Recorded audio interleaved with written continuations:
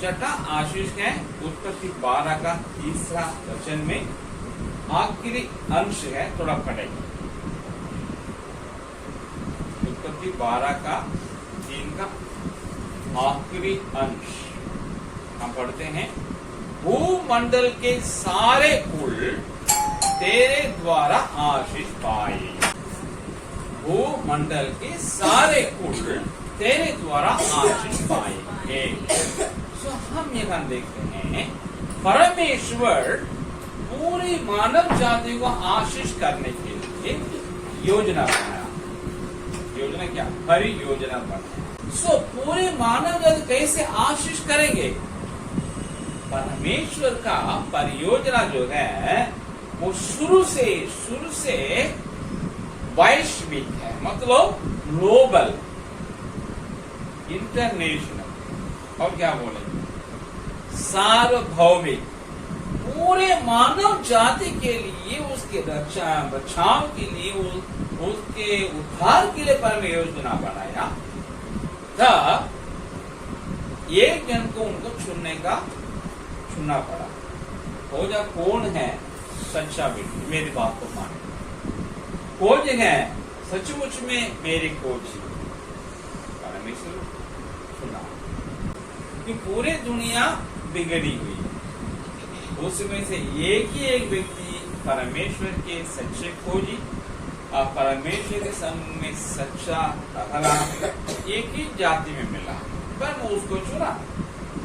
वो राष्ट्र का बैबिलोन, उसको आज बैबिलोन बोलते हैं। उस समय उस इलाका, मतलब दुनिया में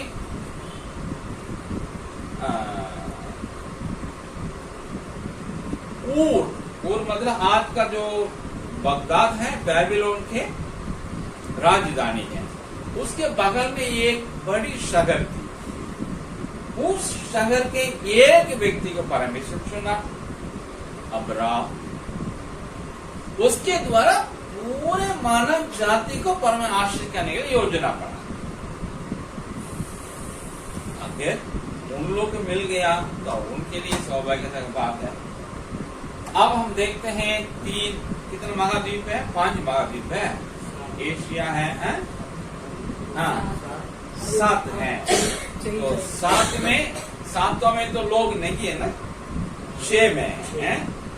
हमारे Asia number 1, Europe number 2, Africa number 3, Australia बाद में आया, बाइबल के दिनों में नहीं था। 4 उत्तर और दक्षिण अमेरिका है, वो भी बाद में आया, उन दिनों में नहीं। इसका मतलब है परमेश्वर एशिया के एक व्यक्ति को चुना ताकि यूरोप को भी आशीष करें, उसको भी बचाएं और अफ्रीका को भी बचाएं। उस समय के तत्कालीन दुनिया के सारे लोगों को परमेश्वर उद्धार करने के लिए, बचाने के लिए एक जन को चुना है। वो जनता एशिया का रहने वाला अब्राहम।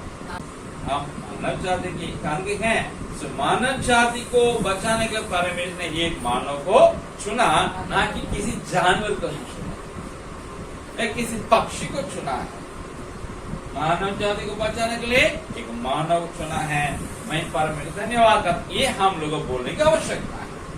अब उतना माइंड विशाल मस्तिष्क नहीं है, ब्रॉड माइंड नहीं। कम से कम ये सोचे, अरे हम लोग को आशीष करने के लिए, पूरे मानव जाति को आशीष करने के लिए परमेश्वर ने हम एशियाइयों से एक जन को चुना है।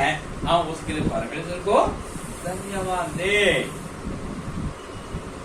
ये हम लोग को माइंडसेट होने की आवश्यकता है। भूमंडल के सारे कुल तेरे द्वारा आशीष पाएंगे। अब्राहम के दिनों में परमेश्वर कैसे उसके द्वारा आशीष दिया, यही हम लोग देखते आ रहे हैं। उसके बाद उसके वंश के दिनों में ईसा पूर्व में कैसे पर उनके संतान के द्वारा औरों को आशीष दिया, मतलब भूमंडल अन्य लोगों को। और उसके बाद यीशु मसीह में कैसे लोगों को आशीष पहुंचा, ये बात को हम देखते हैं। परमेश्वर की प्रतिज्ञा अब्राहम के संतान में पूरी हुई। वरन उसके वादे किए हुए परम पुत्र हिंदी शब्द है, इंग्लिश में और अच्छा अल्टीमेट सन, मतलब एकदम जिसमें जाके ये अटक जाता है, अंत होता है, वो है यीशु मसीह। लेकिन यह संतान ये सिंगुलर है, मतलब एक वचन, बहुवचन। तुम्हारे संतान में उसके द्वारा वो मंडल के सारे को क्या करेंगे, आशीष पाएंगे। ये संतान कौन है? गलातियों 3:16 में पौलुस लिखता है, वो है मसीह। अल्टीमेट, आखिरी में वही उसी को बताया होगा, तुम्हारे द्वारा वो मंडल के सारे कुल आशीष पाएंगे। मतलब वो अब्राहम से उत्तर निकलने वाले या उस वंश में पैदा होने वाले मसीह के द्वारा वो मंडल के सारे कुल आशीष पाएंगे। ये है अल्टीमेट। तो हम लोग अभी देखेंगे अब्राहम के दिनों में कैसे हुआ है। उत्पत्ति 14 का 13 और 24 में लिखा है, बाइबल बताते हैं, एमोरी लोग अब्राहम साथ वाचा बांधे, मतलब अपने घर छोड़ करके से और कनान, जिसको आज इजराइल बोलते हैं, वहां आकर परदेश होकर इकट्ठा करते हैं, जीवन बिताते हैं। वहां के जो लोकल लोग हैं, स्थानीय लोग हैं, उन लोग हैं बहुत बड़ा जो जन है, व्यक्ति, वो इनसे वाचा बात करके रहते। मतलब आपके लिए हम करेंगे कुछ हो, मेरे कुछ आपको भी करना, ये संधि है। तो मतलब ये मोरी लोगों के लिए अब्राहम आशीष का कारण हुआ, उसके द्वारा उनको भी आशीष मिली है। उसके बाद 14 अध्याय का 18, 19, 20 में पढ़ते हैं, अब्राहम से भेंट करने के मलिकिसिदक आया। क्यों आया? उनको पता था इसके कारण मेरे राज्य के लोग आशीष पाते हैं और पाएंगे भी। मतलब कनानी लोगों के लिए आशीष कौन बना? यहाँ आया हुआ परदेश या विदेशी अब्राहम। और 14 का 17 और 21 में पढ़ते हैं, वहां सदोम नगर था, वो नगर के लोग तो बंधुओं में चले गए, लेकिन राजा भी उन लोगों को छुड़ा नहीं पाया। लेकिन अब्राहम जो विदेशी परदेशी था, ये जगह वहां के स्थानीय लोगों को क्या किया है, छुड़ा के लेके आया। तो आशीष उनके लिए था, सदोम के लोगों के लिए। और 21 अध्याय का 22 और लेकर 32 तक पढ़ेंगे, और हम ये देखते हैं फलिस्तियों के राजा अबीमेलेक आकर बोलता है, आपको साम संधि बात है। इसका मतलब है फलिस्ती लोगों के लिए कौन आशीष है? बागर से आया हुआ अब्राहम। उसके बाद देखते हैं उत्पत्ति 23 अध्याय के 1 से 15 तक पढ़ेंगे। वहां हम देखते हैं जब सारा की मृत्यु हो गई है, इसको दफना करना है। ये अभी तक विदेशी है, इनके 1 फुट जमीन भी नहीं है। परमेश्वर ने कहा तुमको तुम्हारे पश्चात तुम्हारे वंश को क्या करेंगे, इस देश को देंगे। 75 उम्र में आया, अभी कितना उम्र है? 137 हो गया। कितना साल हो गया? इसका मतलब 75 से 100 तो 25 साल हो गया। 100 के बाद 37 साल हो गए। 37 और 25 कितना हो गया? 62 हो गया। 62 है। 62 साल से वो कनान में है, लेकिन 1 फुट जमीन पे नहीं है। इसके लिए वायदा किया हुआ देश है, पर बार बार परम उनको दर्शन देकर बताते रहता है, कंफर्म हो रहा है, लेकिन हम देखते हैं कहा हुआ है। सोच रहा हूँ ये 62 साल हो गए, या देंगे कैसे, पर में बादशाह भी बांध लिया। मेरी पत्नी मरी हुई है, अपना करने के लिए जमीन नहीं, क्या करें। तो पूछ रहा, लिखा भाई 100 एक जगह है, जाके वहां आदमी से, बड़े आदमी बात करता है, हमको जाना चाहिए। बाइबल क्या बताती है, उन लोग मुफ्त में देने के लिए तैयार हो गए। ये बोल रहे हैं पैसा देंगे, अब बोले कितना है। तो मतलब है वहां के जो लोग हैं, ये हित्ती लोग हैं, उन लोगों के लिए भी हमारे अब्राहमी आशीष का कारण था। एमोरी लोगों के लिए, फलस्तीन लोगों के लिए, कनानी लोगों के लिए, हित्ती लोगों के लिए, सारे कुलों के लिए बाहर से आया हुआ विदेशी और परदेशी जिसका कोई भी जमीन नहीं है, वो उन लोगों ने आशीष का कारण है ना। हमारा परमेश्वर करेगा ना, वो करता ही रहेगा। आप और हम भी वैसे ही हैं। परमेश्वर हमारे पर कुछ नहीं है, सही बात है, लेकिन हमारे द्वारा औरों मतलब कई कुलों को परमेश्वर आशीष करेंगे, कई जाति को लोग आशीष पाएंगे, उच्च वर्ग भी निम्न वर्ग भी आशीष पाएंगे, मध्य वर्ग भी आशीष पाएंगे। कि आप और हम किनके संतान हैं? आत्मिक रूप में हम अब्राहम के आत्मिक संतान भी हैं और परमेश्वर का संतान भी है। बाइबल तो लिखा है, जितनों ने उसे ग्रहण किया उतने उन लोग क्या कर दिया, अधिकार दे दिया परम संतान होने के लिए। वे ना तो लघु से, ना तो मन से, ना तो मनुष्य की इच्छा से, लेकिन परमेश्वर की इच्छा से। और हम परमेश्वर का संतान हैं, तो हम दूसरे के लिए आशीष का कारण है। आप और हम साधारण नहीं है, याद रखना है, परम को धन्यवाद देना है। और अब्राहम के वंश के दिनों में, उसके बाद उनके वंश के द्वारा परम कैसे दूसरों का आशीष किया है, हम देखते हैं। उत्पत्ति 26 अध्याय का 24 से 21 में पढ़ेंगे। इसहाक के साथ भी फलिस्तीन राजा जो अबीमेलेक उनके पापों से वाचा बांधा, और इसहाक के दिनों में उसके बेटा जो राजा था वो आकर के आशीष मतलब वाचा बांधता है। वो भी समझ गया जैसे अब्राहम हमारे पापा के दिन में हमारे लोगों के लिए आशीष का कारण रहा, वैसे उनके बेटे इसहाक भी मेरे दिन में मेरे राज्य के लोगों के लिए, ये फिलिस्तीन लोगों के आशीष कारण समझ गया, तब वाचा है। बेटा भी वैसे ही है। याकूब के बारे में देखते हैं, उत्पत्ति 47:10 में हमारे याकूब कौन है, उसका जरूर ससुराल था, पर मामा का घर था, वो ससुराल में तब्दील हुआ, सब कुछ लगा, लेकिन चले आया, अपने घर आया पापा के, जहाँ पे वहां में रहा, हेब्रोन में रहा, शीखे में रहा, लेकिन अभी भी उसके लिए पक्का मकान नहीं, परमानेंट करके कुछ नहीं है।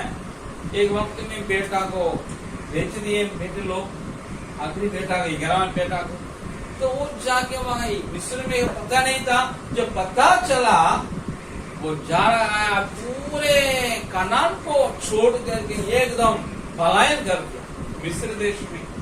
एशिया से कहां चला गया, अफ्रीका में चला गया।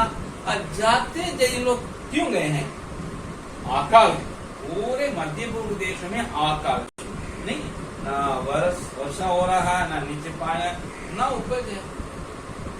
बेटा वहां है प्रधानमंत्री यूसुफ, जिसको पहले बेचा गया है, उसके पास जाके रहने के लिए जा रहा है। अब मिस्र देश में सब कुछ उपलब्ध है, वहां रहने के लिए परदेश होकर जा रहा है। आशीष कौन देना होगा, जो शरण स्थान दे, वही ना आशीष दे सकता है। शरणार्थी कैसे शरण देने वाला आशीष दे सकेंगे, लेकिन बाइबल बताती है जब यूसुफ अपने पापा को फिरौन के सामने खड़ा करता है, वो पूछता है आप कितना उम्र है,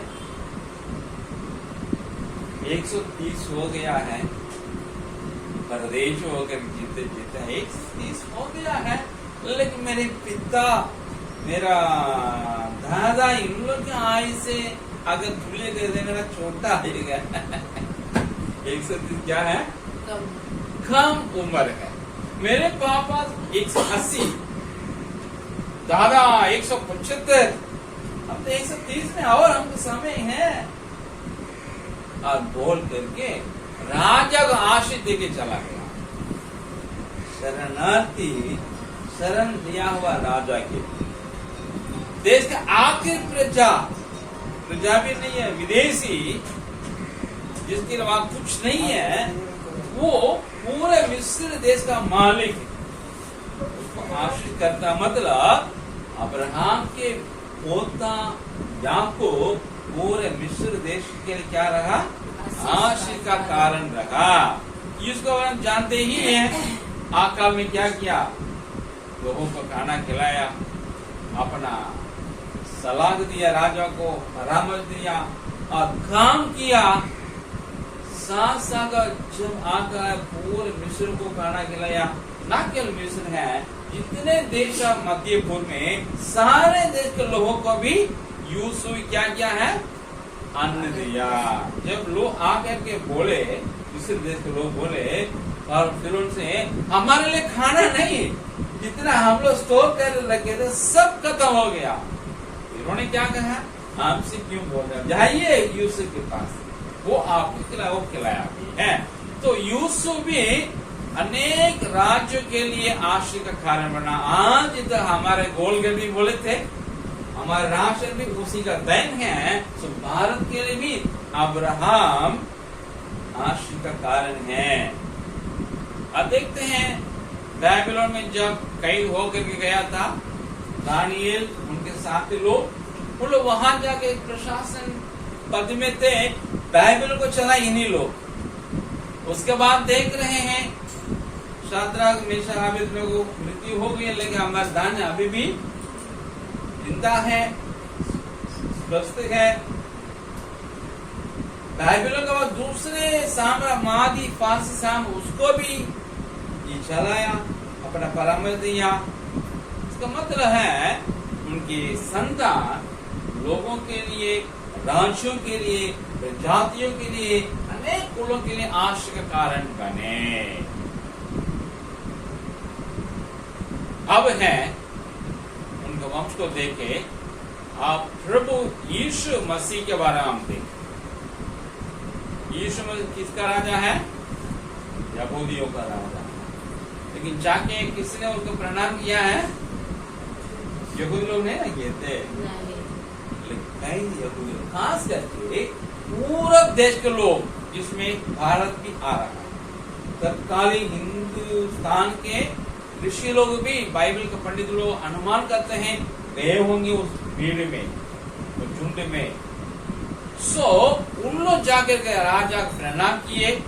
वो अब्राहम की संतान थे, यीशु अब्राहम की संतान और दाऊद की संतान, यीशु मसीह की वंशावली। बाइबल बताती है यीशु मसीह दाऊद के संतान में आया हुआ राजा है यहूदियों का, और अब्राहम की संतान कहला गए उनके वंशज है।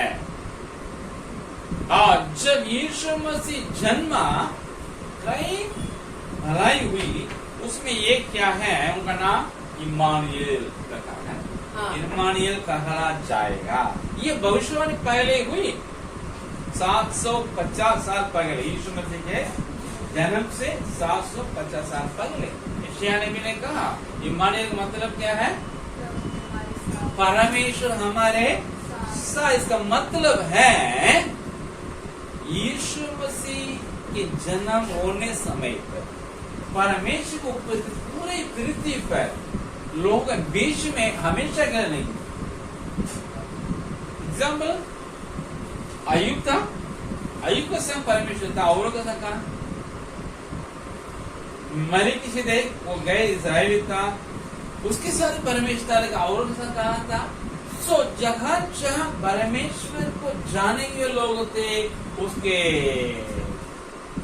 प्रसन्न करने वाले थे, उन लोगों से लगा पूरे पृथ्वी में परमेश्वर की उपस्थिति खास तौर से नहीं। तो मतलब ये नहीं परमेश्वर के वश में पृथ्वी नहीं, ऐसी बात है। ये मतलब क्या है, परमेश्वर के संग्रह के लोगों से बता कर नहीं रहे थे। मानव और परमेश्वर के बीच में एकदम स्ट्रॉन्ग रिलेशनशिप नहीं था। जब यीशु मसीह आया उनको इम्मानुएल कहा गया, मतलब है परमेश्वर जब आया तो परमेश्वर को उपस्थित यीशु लेके पृथ्वी में आया। यीशु के कारण पूरे भूमंडल में परमेश्वर की उपस्थिति आ चुकी थी। हालेलुया। उसके पहले कोई जो भी अवतार हुआ या कोई महान व्यक्ति का जन्म हुआ इस प्रकार नहीं हुआ होगा। कुछ खास लोगों के उनका जन्म, लेकिन यीशु मसीह का जन्म खास लोगों के लिए नहीं हुआ, इसराइलियों के लिए ही नहीं हुआ, लेकिन कई इसराइलियों के लिए भी हुआ जो विश्व भर में है। इसलिए हम देखते हैं क्या करता है, पढ़िएगा लूका 2 का 14 पढ़ करेगा, लूका 2:14 क्या लिखा?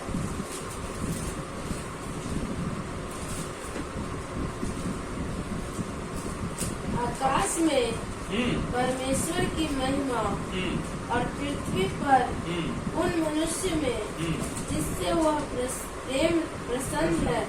पृथ्वी में उन मनुष्य का जिससे वो प्रसन्न है, शांति हो। हाँ, मतलब पृथ्वी पर की शांति यीशु मसीह के जन्म के कारण हुआ। उसमें 10 पढ़ो, 10। तब स्वर्गदूत ने उससे कहा, तब स्वर्गदूत ने उससे कहा, उन लोगों से, गडेरियों से कहा, मत डरो, मत डरो, क्योंकि देखो मैं तुम्हें बड़े आनंद का सुसमाचार सुनाता हूँ, जो सब लोगों के लिए होगा।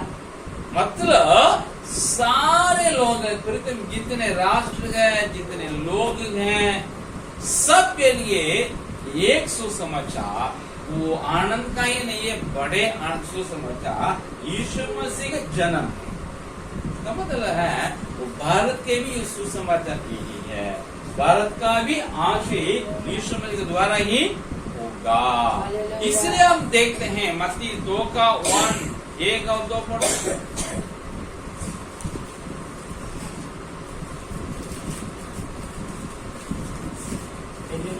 राजा के दिनों में जब यहूदियों के बैतलहम में यीशु का जन्म हुआ, तो पूर्व से कई ज्योतिषी यरूशलेम में आकर पूछते लगे, यहूदियों का राजा जिसका जन्म हुआ है कहाँ?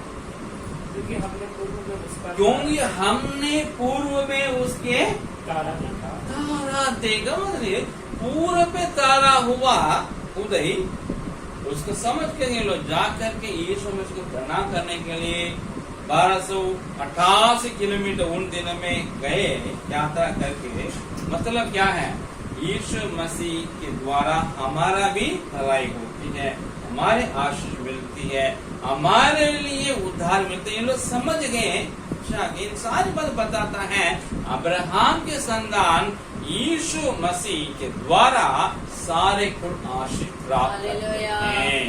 न केवल वो है, आपको पता है पुराना नियम नया नियम, बाइबल के 2 खंड है, दोनों को लिखा किन्होंने?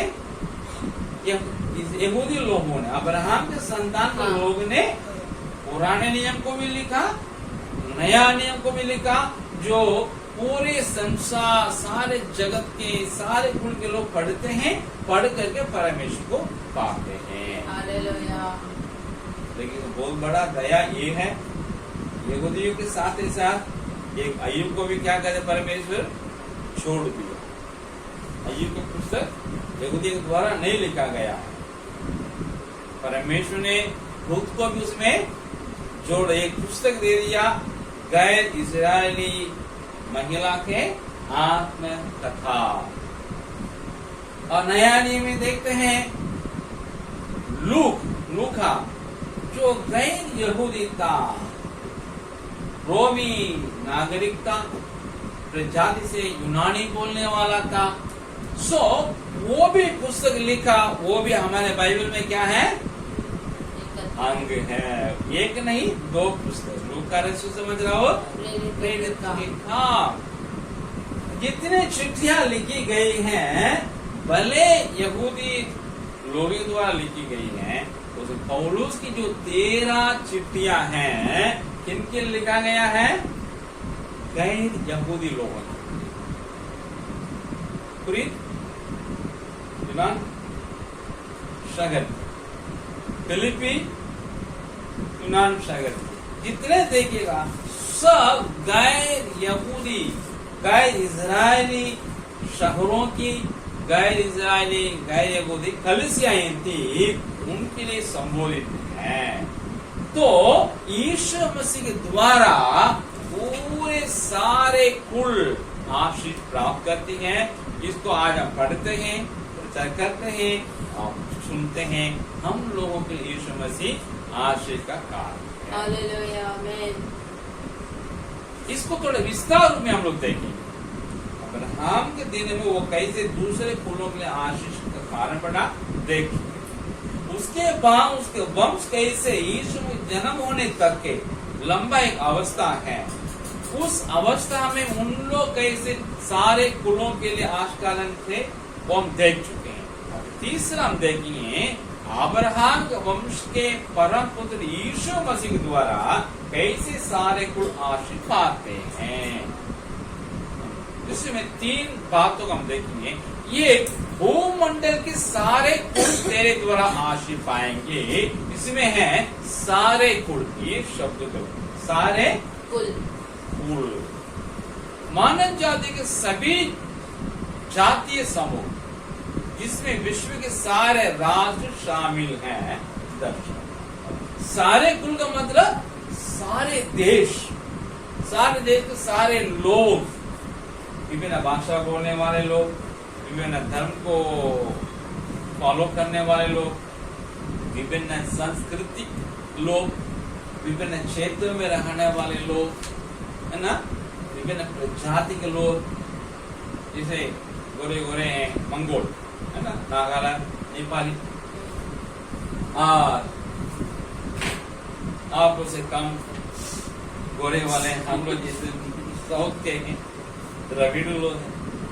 यहाँ के जो लोग गोरे गोरे आर्यन लोग हैं, है ना, इस प्रकार विभिन्न लोग हैं। सारे लोगों के लिए यीशु मसीह के द्वारा ही आशीष मिलेगी। इसे अब्राहम का परमेश्वर ने कहा था। तो इसमें भारत भी शामिल है। उसमें नंबर 2, भूमंडल के सारे कुल तेरे द्वारा आशीष पाएंगे, तेरे द्वारा। ये तेरे द्वारा कौन है? यीशु मसीह है। यीशु मसीह के तो सॉरी अब्राहम के कई संतान हुए, मैंने पहले भी बताया, लेकिन आखिरी है, अल्टीमेट है, परम पुत्र है, वो है यीशु। उन लोग सब अब्राहम संतान है, लेकिन अब्राहम संतान एक टाइटल है, किसको पुकारा जाता है? यीशु मसीह। इसीलिए लिखा वंशावली, हम कह दिया मत्ती। सो उत्पत्ति 18 का 18, 22 का 18, 26 का 4, ये सब में देखेंगे ये यीशु मसीह को ही दर्शाता है। यीशु मसीह इस बादशाह के 2100 साल बाद उनका जन्म होने वाला था। बादशाह के 2100 साल के बाद जन्म होने वाला था। उसी को उस समय बता दिया, तुम्हारे संतान, तुम्हारे द्वारा मतलब, तेरे द्वारा मतलब तेरे वंश के द्वारा है, ये बात है। इसी को मत्ती 1:1 में लिखा है अब्राहम का संतान। गलातियों 3:16 में लिखा है वो मसीह है करके पौलुस का। सो अब्राहम के संतान बने यीशु के द्वारा होगा, यही बात है। तेरे द्वारा मतलब तेरे वंश के द्वारा जो होगा मसीह, जिसका नाम यीशु होगा, वो यीशु मसीह में पूरी हुई। तो हम देखते हैं इसलिए मत्ती रचित सुसमाचार लिखा गया है, यही है अब्राहम संतान और कोई दूसरा नहीं है। इस दूसरे को नहीं समझना है, इसलिए उन लोग नहीं समझ पाए। कौन? इस्राएल लोग ये नहीं समझ पाए, क्रूस पे चढ़ा दिए।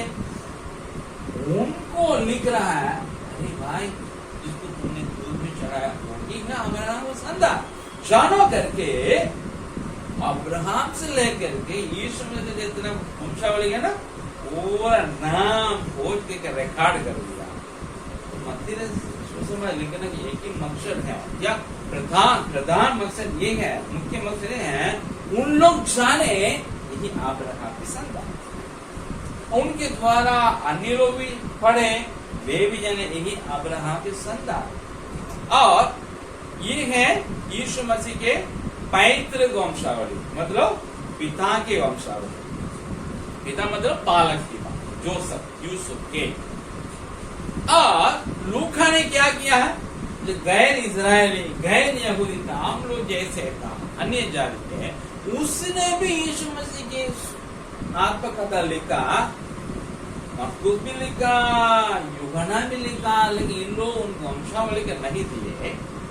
मत्ती लिखा, उनके पैतृक वंशावली के लिख दिए। देखो अब्राहम में आया, उनके पुत्र में यूसुफ का जन्म हुआ, उनका पालक पुत्र हो गया, उनका वाइफ के परमेश्वर उनको वाइफ को मिला हुआ बेटा, उनका बेटा हो गया। लूका बोलता है एक और वंशावली है, मम्मी भी वंशावली है ना, एक जन की दो वंशावली होती है, एक पापा की तरफ, दूसरा मम्मी की तरफ से, दादा की तरफ से भी है, नाना की तरफ से है। वो यूहन्ना लूका कहता है, हाँ इनका मम्मी के वंशावली लिखते हैं। उसने लिख दिया लूका 3 अध्याय के 23 से लेकर 34 तक देख पढ़ेंगे। अब्राहम के वंश में आया हुआ हमारे मरियम, इसका मतलब है यीशु मसीह जैसे मिले, जोसेफ के वंशावली मिलेगी, तो मेरी को वंशावली जैसे भी देखे वो अब्राहम का संतान है। लोग बोल सकते हैं ना अब्राहम संतान, दादा नहीं ना, या बोले दादा ना नाना नहीं ना है। यीशु मसीह को दोनों है, पक्का हो गया है, अब्राहम के संतान पक्का संतान है, आधा अधूरा नहीं है। और प्रेरित पौलुस भी इस बात को बताएगा, थोड़ी देर पहले बताया 3:16 में लिखा है। इसका मतलब है इसहाक अब्राहम के निजी पुत्र था, और यहूदी लोग उसी के बेटा यहूदा के वंश में आए, लेकिन यीशु मसीह अब्राहम संतान कहला गए हैं। वो अब्राहम के सारा का वंश का है, इस्राएल की प्रजाति के हैं, यहूदा गोत्र के हैं, दाऊद राजा के संतान हैं। इसी को बता तेरे द्वारा, इतना गहराई से लिखा है, तेरे द्वारा लिख दिया ना, तो इतना अध्ययन है, हाँ इतना अर्थ है। सारे कुल के बारे में बताए, तेरे द्वारा फोन करके बताए, तो यीशु मसीह के द्वारा। और आखिरी है भूमंडल के सारे कुल तेरे द्वारा आशीष, मतलब आशीष।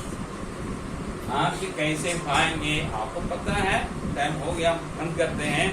जगत का उद्धार करता कौन है? यीशु, कोई दूसरा नहीं। हालेलुया। क्योंकि यूहन्ना 4:42 में गैर यहूदी लोग, सामरी लोग बोलते हैं जगत को उद्धार करता, हम समझ गए। और उसका 12:47 में यीशु क्या करता है, यूहन्ना 12 के अंदर, मैं जगत को दोषी ठहराने के लिए नहीं, उसका उद्धार करने के लिए आया। कोई नहीं कहा, कोई भी अवधान नहीं कहा, इतने अवधान आया, पापियों को क्या कर दिया? नाश करने। लेकिन यीशु में नाश करने के लिए नहीं, पापियों का उद्धार करने के लिए आया। ये पापी है, सारे जगत है, जिसमें हमारा देश भी इंक्लूडेड है। हालेलुया। और पहला यूहन्ना 2:2 क्या कहता है, वही हमारे पापों को प्रायश्चित है, हालेलुया। हमारा ही नहीं सारे जगत के पापों का भी प्रायश्चित यीशु मसीह है। प्रेरितों 4:12 क्या करता है? किसी दूसरे के द्वारा क्या नहीं है, उद्धार नहीं है, मात्र एक ही नाम है आकाश में और पृथ्वी में मनुष्य के बीच में, वो है यीशु। दूसरे नाम से मुक्ति नहीं है, उद्धार नहीं है, बचाव नहीं है। तो बाइबल बताती है इसलिए यीशु के द्वारा ही सारे कुल, सारे भूमंडल के लोग आशीष पाएंगे। सबसे पहले उनको मुक्ति मिलती है यीशु के द्वारा, यीशु में ही उद्धार है। न केवल वो है आज ज्योति यीशु में कहा, जगत की ज्योति यूहन्ना पगला अध्याय 4:5 में लिखा है, वही सच्ची ज्योति है और हर एक को क्या करती है, प्रकाशित करती है। मतलब यीशु मसीह के पास आने वाला हर एक दिन क्या बन जाएंगे, ज्योति ही बन जाए। ज्योति को देखने के उनको जाने की दरकार नहीं है, कहाँ ज्योति है जरूरत नहीं है, स्वयं ज्योति है। आप ज्योति हैं, आप ज्योति हैं। ये यीशु मसीह का इसलिए आशीष है। और 12 अध्याय का 46 में यीशु क्या कहता है, मैं जगत में ज्योति होकर के आया हूँ ताकि जो कोई मुझ पर विश्वास करे वो नाश ना हो। न वो अंधकार में ना रहे। तो यीशु मसीह को फॉलो करने वाला अंधकार में कभी नहीं रहेगा। मतलब गलत काम कर ही नहीं सकता है, कर ले तो थोड़ा सुधार देता है, फिर नहीं करेगा। Hallelujah, hallelujah. वो लोग पाप में बने नहीं रहेंगे। पाप क्या है, पवित्रता क्या है, इनको भेद बन पता हो जाता है। तो उन लोग ज्योति में रहेंगे, यीशु मसीह कहता है। और मत्ती 6:14 ये कहा, तुम जगत की ज्योति करके किसको देकर कहा, अपने चेले लोगों को, अपने अनुयायी लोगों को। हर एक जन के अप्लाई नहीं होगा, हर एक व्यक्ति में बैठता नहीं है, बाइबल को पढ़ने में सब में नहीं बैठता है। जो कोई यीशु मसीह को फॉलो करते हैं, बाइबल को पढ़ते हैं, उन्हीं में बैठता है, वे ज्योति हैं। आमीन। और तीसरा क्या है, यूहन्ना 10:28 में यीशु में मैं उनके लिए आनंद जीवन देता हूँ, अपने भेड़ों के लिए वो अपने जीवन देता है। जीवन दे के लिए इन लोग जीवन को भरपूर देता है। और उनको आनंद जीवन मतलब मृत्यु के बाद भी एक लंबा एक जीवन है जिसको अंत नहीं है। वो यीशु मसीह के अनुयायियों के लिए, चाहे वो किसी भी कुल का हो, पृथ्वी पे मिलेगा।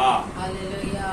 और 11:25 में क्या लिखा है, यीशु मसीह जो मुझ पर विश्वास रखता है मरेगा तो भी क्या हो जाएगा, जिएगा। तो यीशु मसीह के पास आने वाले को ऐसा एक आशा मिलती है, मरने के बाद मुझे क्या मिलेगा, पुनरुत्थान होगा, मुझे एक ऐसा शरीर दी जाएगी जो महिमामय है, जिसमें कोई रोग नहीं रहेगा, जिसमें कोई पसीना छूटेगा नहीं, जिसमें गंदी निकलेगा कि नहीं। जो गॉड का है वो यीशु मसीह का वो मुझे मिलेगा। यीशु मसीह के पास नहीं आए, वही बोलेगा कितना जन्म लेते रहेंगे, कभी जानवर, कभी कीड़ा, कभी पक्षी। क्यों ऐसा बोलते हैं, उनका आशा नहीं बोलते हैं। लेकिन यीशु मसीह पर आने वालों का आशा मिल गई, वो नहीं बोलेगा अगला जन्म हमको जानवर, ना अगला जन्म होता ही नहीं है, पूर्व जन्म भी नहीं है, पुनर्जन्म भी नहीं है, लेकिन पुनर्जीवन होगा, पुनर्जीवित होंगे। इससे बेहतरीन बॉडी में रहेंगे, जिसमें आंसू नहीं होगा, भूख नहीं होगा, प्यास नहीं होगा, दर्द नहीं होगा। इसलिए यीशु मसीह आशीष है। इससे मसीहियत में उपलब्ध है, किसी और में नहीं है। ईसाई धर्म में भी उपलब्ध नहीं है। ईसाई धर्म को वाला क्या बोलते हैं, कोई मर गया, पादरी बोलेगा उनका आत्मा के हम क्या करेंगे, शांति के लिए प्रार्थना करेंगे। अरे भाई, ऐसे पादरी मूर्ख पादरी हो गए। मरने के बाद अपने चर्च के किसी क्रिश्चियन की आत्मा शांति के लिए कोई पादरी प्रार्थना करेगा, अपने चर्च के लोग प्रार्थना करने को बोलेगा वो काफी मूर्ख है, क्योंकि मरने का बाद कुछ नहीं कर सकते हैं। मरे हुए लोग, हम लोग आशा मिलती है, मर गया उनका सारे दुख से उनको छूट गया है, उनका पुनर्जीवन होगा। हम भी मरेंगे तो उनसे मिलेंगे, पुनर्जीवित होके के नहीं जीते जीते इसमें आते होते हम भी मिलेंगे, ये आशा है। जिसका आशा नहीं बोलेगा वो भी ईसाई तरह कॉलेज बोलेगा, प्रार्थना करेंगे उनके आत्मा शांति होगा ही नहीं। जो शांति यहाँ लेना है एक बार फेल हो गया ना फिर मिलेगा। सो हम लोग के लिए मसीहियत में आशा है, न ईसाई धर्म में न किसी और धर्म में है। हालेलुया। तो हम यहाँ देखते हैं 17:3 में यीशु मसीह कहता है आप जो सच्चा परमेश्वर अपने पिता को देखकर कहते हैं, पिताजी आप जो सच्चा आपको और यीशु मसीह जिसे आपने भेजा जानना ही क्या है, अनंत जीवन। अगर कोई व्यक्ति गॉड को समझ गया यीशु मसीह के द्वारा और यीशु मसीह को भी सही तरह से समझ गया, उसका क्या मिल गया है, अनंत जीवन। कहीं किसी दूसरे में मिलता ही नहीं है। इसलिए सारे कुल तेरे द्वारा आज बने ये चीज को दर्शाता है यीशु मसीह में ही वो आके पूरी हो। आमीन, हालेलुया। ये तो आत्मिक रूप में, भौतिक रूप में तो जस्ट बोल के जाते हैं। जितना वैज्ञानिक खोज है, आविष्कार है, ईसाई लोग द्वारा, क्योंकि वो यीशु मसीह को फॉलो किए, यीशु मसीह ने ज्ञान दिया, आविष्कार किया, खोजा। हालेलुया। जैसे संचार है, यातायात, मीडिया है, ये सारा डेवलपमेंट, सारा आविष्कार किनका है, क्रिश्चियन लोग का है। सारे दुनिया उसको क्या करता है, एंजॉय करता है, उसको भोगता है। आज हम लोग क्या करते हैं, हम तो इसी से क्या बोलते हैं, ईयरफोन से बात करते हैं, माइक है ना, ये माइक से रिकॉर्ड हो रहा है, ये रिकॉर्ड जब डाल दे यूट्यूब में जाएगा, पूरी दुनिया कुछ नहीं। मतलब क्या है, यूट्यूब किसका है, क्रिश्चियन का है। किसने बनाया, क्रिश्चियन बनाया। मोबाइल किसने बनाया, क्रिश्चियन ने बनाया। सी भौतिक आशीष भी यीशु के द्वारा ही मिलती है। नहीं जाओ को खोज, कभी अमेरिका नहीं था ना, आज ना अमेरिका है, ऑस्ट्रेलिया है, किसने खोजा, क्रिश्चियन ही खोजा। यूरोप में इसे जाकर नया नया खोजा, जाकर वहां बसे। आज वहां जाकर हम लोग क्या करते हैं, काम करते हैं। हमारे लोग यहाँ काम कहाँ है, वहां जाके क्या करता है, अमेरिका जाकर बस के काम करता है, वहां से कमाता है। कितने सही यहाँ काम नहीं मिला है, उनका जॉब नहीं मिला, वहां जाके क्या किया, लगा साइंटिस्ट बना है, नोबेल पुरस्कार भी मिला है। चंद्रशेखर करके एक साइंटिस्ट है, भारत का है, लेकिन वो अमेरिकन बन करके क्या किया है, नोबेल पुरस्कार दिया। सो ऑस्ट्रेलिया, अमेरिका, ये सारे देश का खोज किया क्रिश्चियन है और वो विकसित हो गया। और वहां जाके एशिया के लोग जाकर के अपनी जीविका चलाते हैं, अच्छे रहे। आज क्या है, यीशु मसीह द्वारा ही मिला है। आज ईसाई देश में ही लोग अपने को सुख महसूस करते हैं, अपने विकसित महसूस करते हैं। और चिकित्सा दुनिया देखिएगा, मेडिकल है ना, जितना मेडिकल होम्योपैथी है, आयुर्वेदिक है, वो गए ये गए, नेचुरल, ठीक है, लेकिन विकसित कौन हुआ है, अंग्रेज एलोपैथी मेडिसिन ना, उसी के यहाँ ना लोग जा रहे हैं।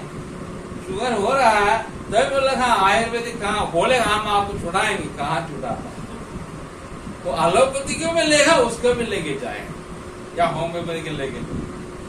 बिना इंग्लिश मेडिसिन एलोपैथी के या कोई किसका शंकाई मिलती नहीं। ये कैसे मिलता है शंकाई, तेरे कोड़े खाने से हम लोग, तो यीशु मसीह क्रूस में चढ़ाया गया है उसके कोड़े खाने से। ये कितनों उसमें विश्वास किए, डॉक्टर बने, खोजने लगे, ज्ञान दिया, नया नया दवा आविष्कार किया, नया डॉक्टर। चिकित्सा विश्वास डिपार्टमेंट विभाग सब यीशु मसीह के द्वारा ही विकसित हुआ है। शिक्षा शिक्षा किसने दिया? पूरे दुनिया का, अफ्रीका एशिया के शिक्षा यूरोप के क्रिश्चियन लोग ही दिए थे। निम्न वर्ग की शिक्षा कौन दिया? विदेशी लोग हिंदी में आए तो वही दिया था। तो हम आज ऐसे जगह पे नहीं रहते हैं। एक वक्त में हमारे जात के लोग थे, मैं जात बात नहीं करता हूँ, जिस जात से मैं आया हूँ उस जात के लोग उन दिनों में महिला लोग ऊपर नहीं पहनते थे, घूमते थे इसी प्रकार, वो कंपल्सरी था। वो अगर कोई रोग बनेगा क्या बोलते हैं पहनेगा, उनको टैक्स करना था, टैक्स देना था। वहाँ का सरकार कौन चलाता? सरकार ब्राह्मण लोग चलाते। आज हम लोग, हमारे महिला लोग कपड़ा पहने तो मतलब कौन है का? यहाँ जो क्रिश्चियन आए थे वही उन लोगों ये थे, कानून बनाए थे। तो शिक्षा दिया महिलाओं के लिए, शिक्षा निम्न वर्ग को शिक्षा, पिछड़ा वर्ग को शिक्षा, आदिवासी शिक्षा किसने दिया? क्रिश्चियन मिशनरी लोग के द्वारा मिला है, लोग विकसित है। राज्य देखे, झारखंड देखे, इतना विकसित कैसे हुआ? मिशनरी लोग आने अलग हुए, यहाँ से अलग हो गए तो हम लोग पिछड़े, हम लोग आगे कैसे? ये बात है शिक्षा। सती समाज में कैसे परिवर्तन है? सती किसने रोका? विलियम खेर रोका, उनसे प्रेरणा पाया राम मोहन राय, वो उनके साथ था इसीलिए। सती ना केवल है और क्या है? घूंघट किसी भी धर्म में महिला कैसा है? घूंघट का अंदर है ना, चाहे कोई भी धर्म देखिए, घूंघट का अंदर है, गर्भ का अंदर है। ये लोग भी फ्रीडम कौन दिया? मसीह है ना। कितने प्रचारक लोग बिना घूंघट का प्रचार करते है ना। महिलाओं को बाहर लाया, आजादी दिया क्रिश्चियनिटी, मसीहियत है। तो देखते हैं राजनीति परिवर्तन। एक वक्त का कौन सा था? राजशाही था, राजा लोग राज करते थे। अभी प्रजातंत्र में कैसे हुआ? बाइबल में कहा है पगड़ी को गिरा दो, मुकुट को गिरा दो, जो उसका हकदार है वो आने समय कोई नहीं पहनेगा। उसी का भविष्यवाणी क्या पूर्ति है प्रजातंत्र। यूरोप में हुआ, इतना बड़ा क्रांति कहाँ हुआ? भारत में नहीं हुआ, यूरोप में हुआ। प्रजातंत्र वहां आया, वहां से यहाँ तक आ गया। आज हम लोग दुनिया का सबसे बड़ा प्रजातंत्र हमको किसने दिया? उन्होंने दिया। क्रिश्चियनिटी यीशु मसीह के द्वारा ही प्रजातंत्र राजनीति में आया है। और प्रशासन, जितना हमारा प्रशासनिक अधिकारी लोग ना, IPS ऑफिसर हो, IAS ऑफिसर हो, या जो भी से बड़े बड़े जजेस हो, ये लोग ट्रेनिंग कहाँ होता है? समय समय ट्रेनिंग। हमारे देश के लोग सरकार क्या करता है? अमेरिका, यूरोप हम जाकर ट्रेनिंग लेते हैं। जितना भी हम उन्नति पाएंगे तो भी आज भी हम प्रशिक्षण उन्हीं से लेते हैं। हमारे लिए क्रिश्चियन लोग कौन है? हमारे देश के लिए भी आज ये सब कारण है। उनके बिना हम लोग तरक्की नहीं कर सकते हैं।